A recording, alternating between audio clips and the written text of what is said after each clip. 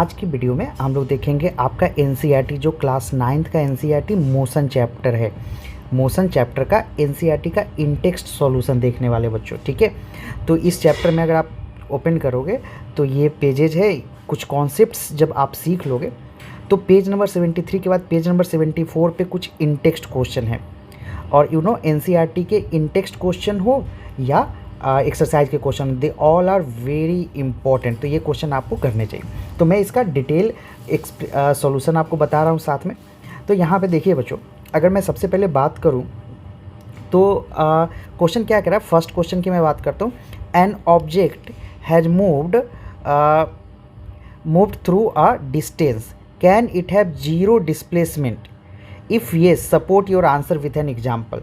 तो अब अगर मैं यहाँ क्वेश्चन नंबर 1 का सॉल्यूशन करूँगा, ओके, तो ये क्वेश्चन नंबर 1 का सॉल्यूशन। तो क्वेश्चन कह रहा है कि कोई ऑब्जेक्ट मूविंग ऑब्जेक्ट है, ओके, मूविंग ऑब्जेक्ट है, क्या डिस्प्लेसमेंट जीरो हो सकता है?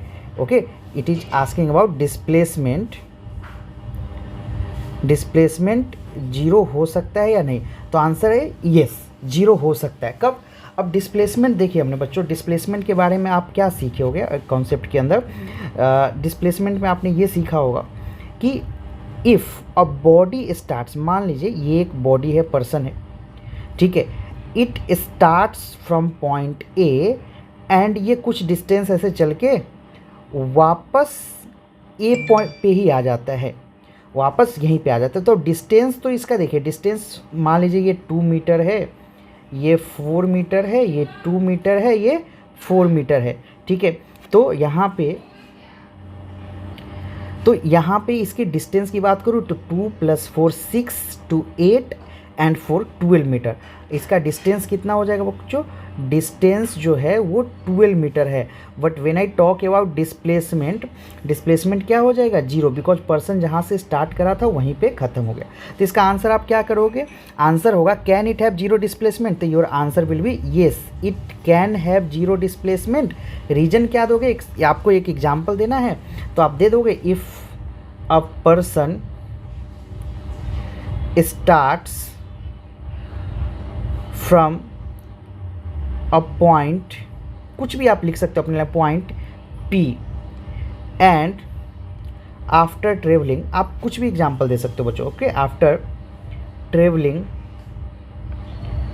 Distance of 10 metre it comes back to same point, it comes back to same point, it's comes back to same point. तो इस केस में आपका क्या हो जाएगा बच्चों?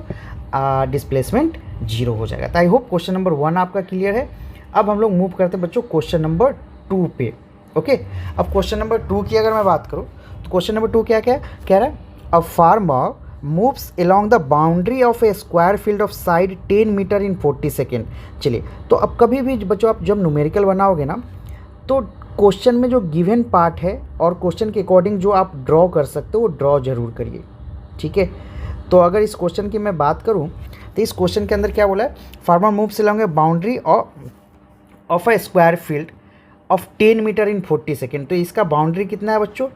10 मीटर, ये भी 10 मीटर, ये भी 10 मीटर, और 10 मीटर का एक स्क्वायर बाउंड्री है। और यहाँ पे एक फार्मर है, ठीक है, एक फार्मर है जिसको एलोंग मूव करता है। और इसमें वो टाइम कितना लेते हैं? टाइम इनको क्या लगता है? इस फार्मर को टाइम कितना लगता है बच्चों? 40 सेकेंड टाइम लगता है।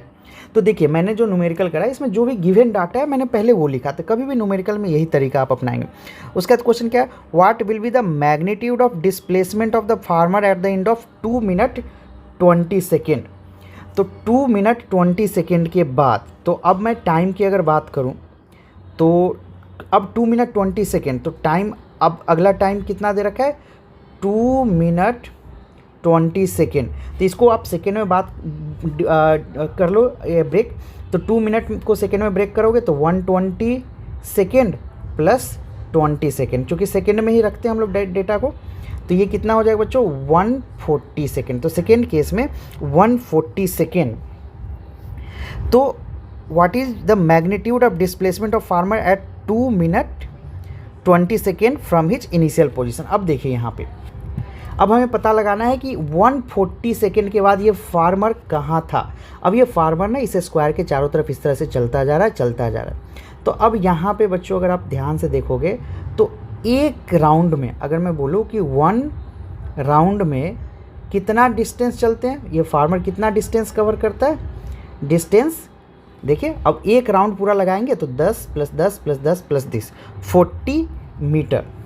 ओके, एक राउंड में 40 मीटर लगाते हैं, एक राउंड में वो चलते हैं 40 मीटर। ओके, और इसमें उनको टाइम कितना लगता है, एक चक्कर काटने में टाइम लगता है 40 सेकेंड। ठीक है, तो एक सेकेंड में यहाँ पे ये रहा है ना। अब आप क्या कर लो, इसको सिंपली आप क्या करोगे, आप डिवाइड कर लो। अब 40 मिनट लगता है इनको, तो एक चक्कर काटने में 40 सेकेंड लगा, तो 140 सेकेंड में कितना लगेगा। ठीक है, तो 1 सेकेंड की मैं बात करूं तो 1 सेकेंड में कितना ये चले होंगे, तो 1 सेकेंड में 40/40 1 मीटर चले होंगे। ठीक है, तो 140 सेकेंड में 140 मीटर चले होंगे। अब स्क्वायर का साइड कितना है, ये मतलब एक चक्कर 40 मीटर का है, तो 140 मीटर को आप 40 से डिवाइड कर दो, 0 0, 2 से 2 टाइम्स, 2 से 6 time, okay sorry 7 time. Okay, तो 7/2, तो यहाँ पे 7/2 को ये करोगे तो 3.5, मतलब 3.5 चक्कर इन्होंने लगाया है। तो एक पूरा चक्कर तो ऐसे होता है फर्स्ट, तो 3 चक्कर तीसरे राउंड पे वो वापस यहीं पे होंगे। अब 3.5 अपने पास आया है, तो 3.5 का मतलब क्या हो गया, ये फील्ड का आधा कितना हो गया, ये 20 मीटर। तो फार्मर अभी यहाँ पे है, तो आफ्टर 140 सेकेंड फार्मर कहाँ पे है, इस पॉइंट पे है, इस पॉइंट पे फार्मर है। तो अब आपको निकालना है डिस्प्लेसमेंट। डिस्प्लेसमेंट क्या होता है, shortest distance between initial and final position.